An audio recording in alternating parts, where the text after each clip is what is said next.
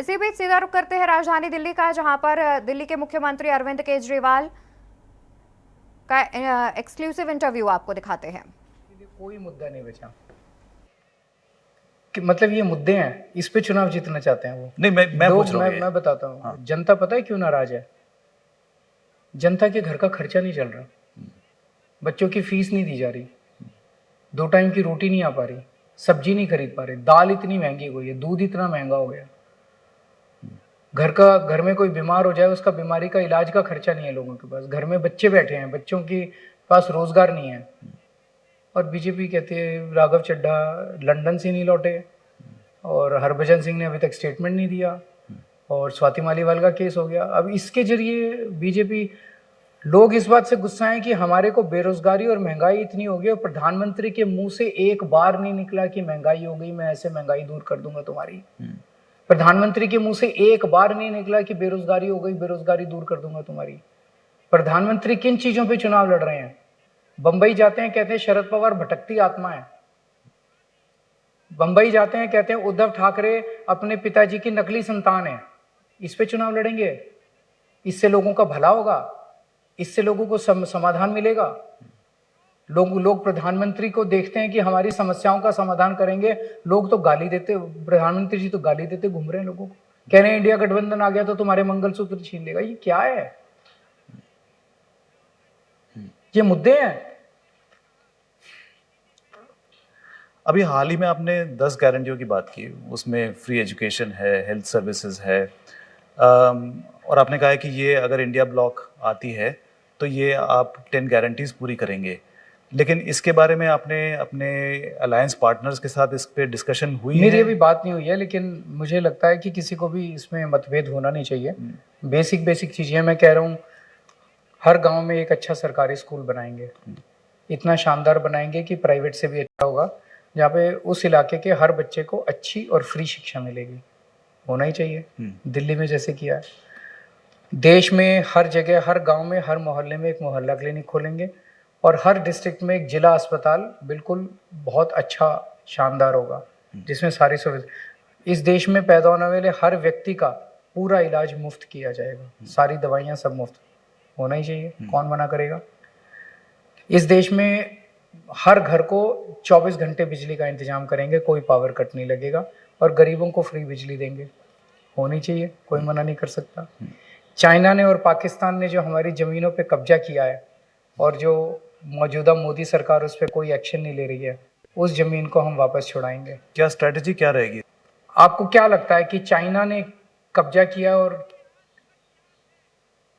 हमारी सरकार कमज़ोर पड़ी हुई है? हमारी सरकार मानने को भी तैयार नहीं है कि कब्जा किया है, जबकि सैटेलाइट के पिक्चर्स दिखाती हैं कि कब्जा कर रहे हैं और अंदर आते जा रहे हैं, क्योंकि मौजूदा सरकार के दोस्तों का चाइना में इन्वेस्टमेंट है, उनके बिजनेस इंटरेस्ट्स हैं।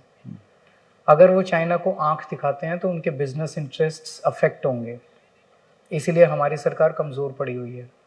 ना हम डिप्लोमेटिक एफर्ट्स में चाइना को वो कर पा रहे हैं, क्योंकि हमें अपने दोस्तों को बचाना है, दोस्तों के बिजनेस को बचाना है, और ना हम अपनी सेना को खुला हाथ दे रहे हैं, खुली छूट दे रहे हैं कि भाई करो, वो भी नहीं कर पा रहे।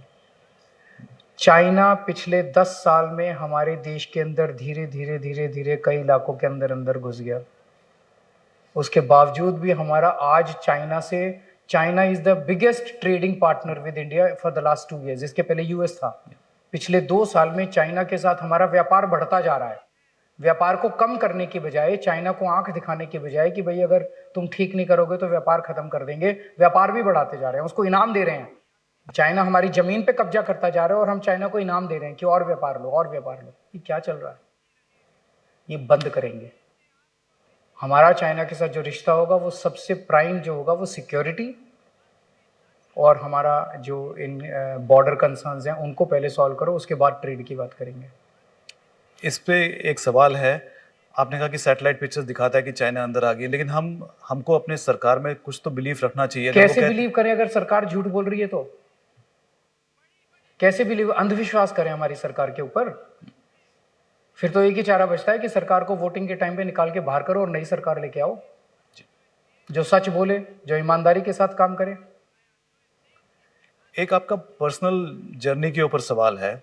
You started off as an activist, आपने एनजीओ चलाया, उसके पहले ब्यूरोक्रेट थे, फिर उसके बाद में राजनीति में आए, लेकिन राजनीति भी आपकी बहुत ही अलग थी, और अब आप माने जाते हैं कंज्यूमेट पॉलिटिशियन, मतलब मंझे हुए पॉलिटिशियन हैं। तो ये जो ट्रांजिशन है, इसके बारे में बताइए, आप कैसे कैसे फेजेस में आपने अपने आप को बदला? जिस भी रोल में रहो, बेस्ट रहो। तो अब पॉलिटिशियन है तो पॉलिटिशियन का ही रोल अदा करेंगे। आगे क्या, कितना आगे तक जाना चाहेंगे? मेरा मकसद है देश सुधारना। दिल्ली के अंदर हमने जो काम किए, आज देश की जनता हमें क्यों पसंद करती है, पंजाब में हमें क्यों जीत मिली, हमारे कामों की वजह से।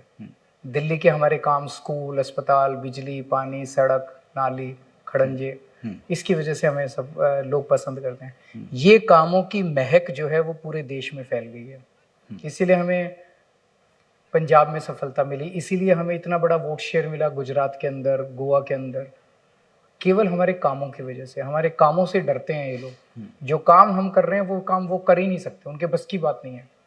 एक आरोप आप पे ये भी, आपकी पार्टी पे ये भी लगाया गया कि पंजाब में आपकी सरकार है, वहाँ पे खालिस्तानियों को कुछ कंट्रोल में नहीं रखा गया, और शायद कुछ वो भी है, आपकी कुछ फंडिंग है। प्रधानमंत्री जी ने पंजाब चुनाव के पहले, पंजाब का 2022 में फरवरी में चुनाव हुआ था, डेट मुझे याद नहीं है, उस चुनाव के 3 दिन पहले प्रधानमंत्री जी ने अबोहर में रैली की।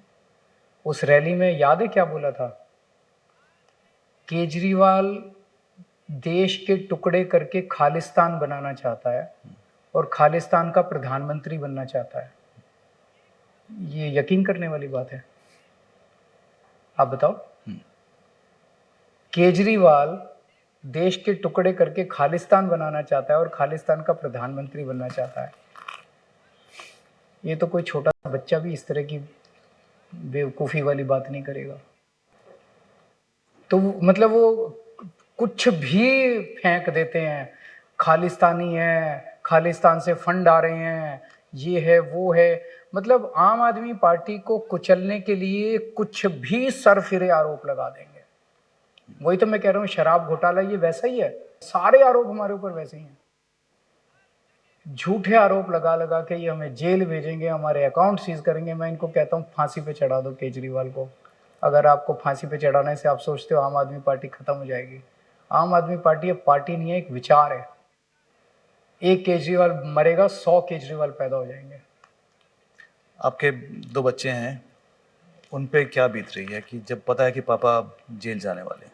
उनको तो वो लगता है, वो सुनीता जी तो she is a brave woman, she is strong, brave woman. बच्चे भी ब्रेव हो रहे हैं। जी। जाने से पहले एक आखिरी सवाल, जून 4 को आपकी प्रेडिक्शन क्या है, बता दीजिए कि किस तरह के नंबर्स निकल के आएंगे? मुझे लगता है कि अब धीरे धीरे इंडिया गठबंधन 300 की ओर जा रहा है। अपने दम पे इंडिया गठबंधन को बहुमत मिलेगा और हम एक अच्छी और स्थिर सरकार देंगे। अरविंद केजरीवाल जी, बहुत बहुत धन्यवाद आपका। Thank you so much. Thank you.